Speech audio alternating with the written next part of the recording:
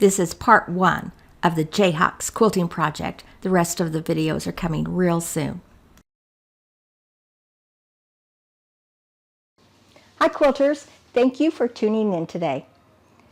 When I talk about doing custom quilting, I mean anything that's not edge to edge. Sometimes that means I'm going to use my ProStitcher for everything, but I'm going to place individual designs here and there all over the quilt. Sometimes it means I'm going to do free motion, sometimes ruler work, and sometimes a mix of a few of those or all of them at the same time. Well, my customer Ruth Ann gave me this quilt, this Jayhawks quilt to do, and I'm going to be doing a little bit of everything. So today on this video, it might be, well, it's going to be a little bit long, but I want to take you step by step through everything I'm going to do. Not stitch by stitch because that would get just way too long, but all of the important elements I'm going to go through. I'm even going to start by basting the entire quilt because sometimes I like to move back and forth a little bit on custom work. So I have another video out showing how to do that or kind of explaining it. But in this one, I'm going to actually be doing all the parts and videoing that for you to see.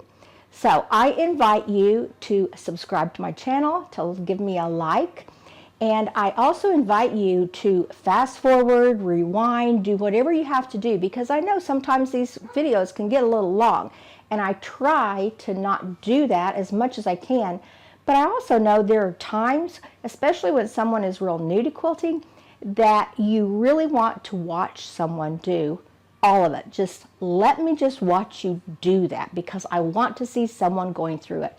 Mostly it's an idea of confidence. When I started, I would think, well, I think I get what you're telling me, but does everyone go this slow as I do? Does everyone do this? How does it really look to see it all played out? So I know there are times when some viewers like to see things a little more played out step to step. So that's what I'm going to be doing today. A little ProStitcher, a little free motion, a little ruler work. So join me and thank you. I appreciate you so very much. Here you see the plumb line I have stitched using channel locks on the ProStitcher so I can lay the top of the quilt along this stitched line to make sure everything starts out square. I pin the quilt top in place next to the plumb line and then make a 1/4 inch basting seam along the entire top of the quilt.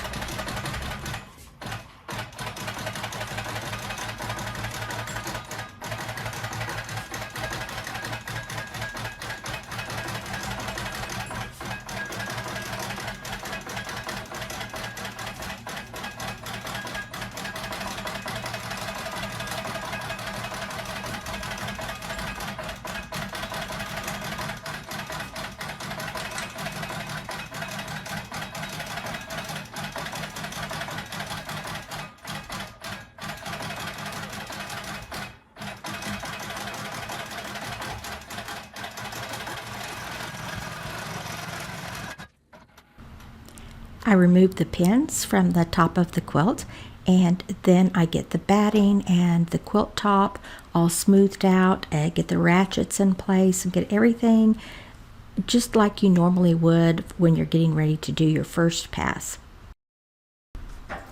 Next, do a 1/4 inch basting seam down the right side as far as you can in that throat space and then take the machine over to the left side and do the same thing.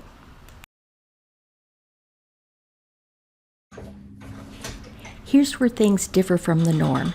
Instead of quilting that first pass, when I'm going to baste my entire quilt, what I do is I now advance the quilt to what would be my second pass or my second quilting throat space.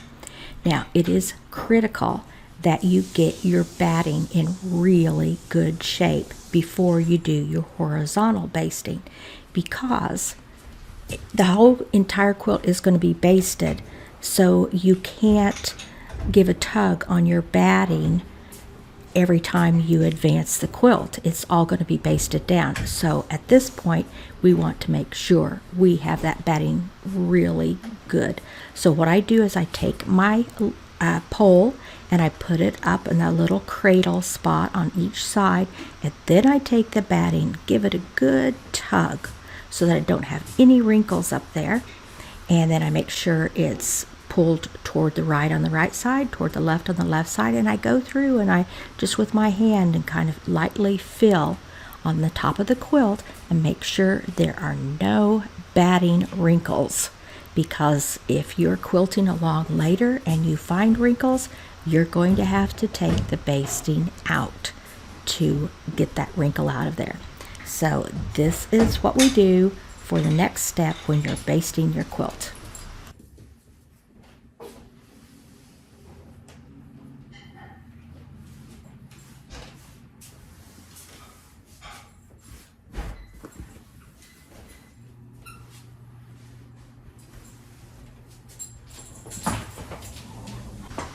At this point, just like on the first pass, we are going to put a 1/4 inch basting seam down the left side of the quilt and a 1/4 inch basting seam down the right side of the quilt.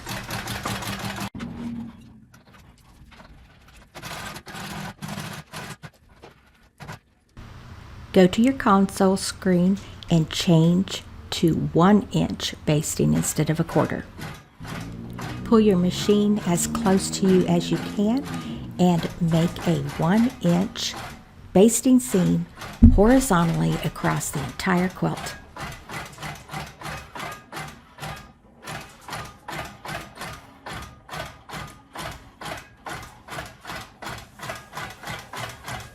Each time you advance the quilt, you're going to notice this horizontal line starts to look bulky when it gets up underneath that pole.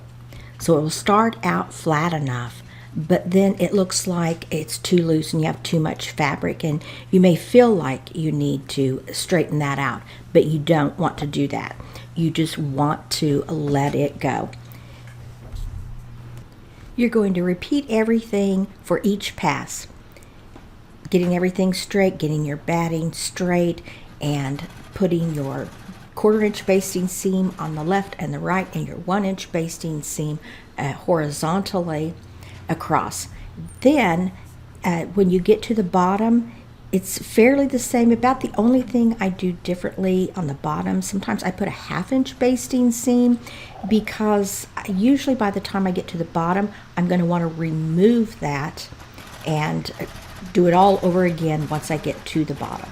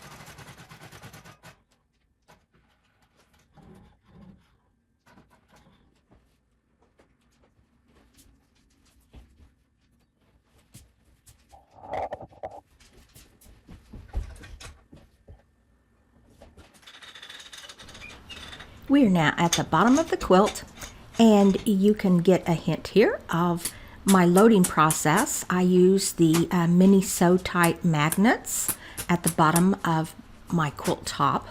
I'm taking those off, and I will show you a little bit of, I'm going to pull this down so that you can see a little more about my loading process. I use the red snappers, only mine are purple. I really like the color of purple, as you might know, because I have that in my logo. So I have purple snappers. And now I am putting in a 1/2 inch basting seam at the bottom. I like it to be a little bit bigger than the 1/4 inch because I usually take that one out. A lot of times when I get to the bottom of my quilt later after working on it, I have a little bulk there and I want to flatten that better, so I just take that out and redo things.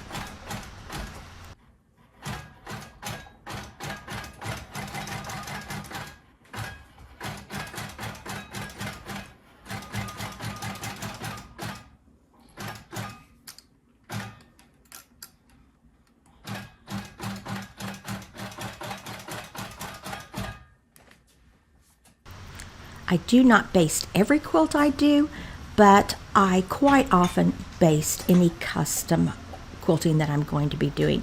And as you can see by this, the reason I do it is because I can now move around my quilt freely, back and forth, without having to go to a lot of hassle with my batting, because it's all secure. All parts of the quilt sandwich are secure, and those wrinkles you see, they work out as you quilt along. So I can go up to the top and start there, but if I decide I want to do one part and focus on that and move all around the quilt, I can. This video got really long, so I decided to make it into parts. So this has been part 1, and I hope you will join me for part 2 of custom quilting a Jayhawks quilt.